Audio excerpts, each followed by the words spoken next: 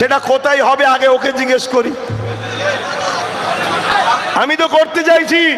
ওদেরকে বীর খেতাব দিয়ে পুরস্কার দিয়ে হবে যে ওরা মসজিদ মাদ্রাসা কবরস্থান ঈদগাহকে বাঁচাবার স্বার্থে কেন্দ্র সরকার ফ্যাসিস্ট সরকার স্বৈরাচারী মোদী সরকারের বিরুদ্ধে লড়াই করতে নেমেছিল, কিন্তু আমার রাজ্যের অপদার্থ কেন্দ্রের সরকারের দরদি সরকার তারা প্রশাসন দিয়ে ওই ছেলেগুলোকে নাকি মিথ্যা কেস দিয়ে ভরে দিয়েছে, তারা আজকে নাকি জামিন হয়েছে। তাই সেই যুবকগুলোকে বীরের খ্যাত দেওয়া দরকার যে 10 বছর ধরে ওয়াকাবলি আমি আন্দোলন করছি,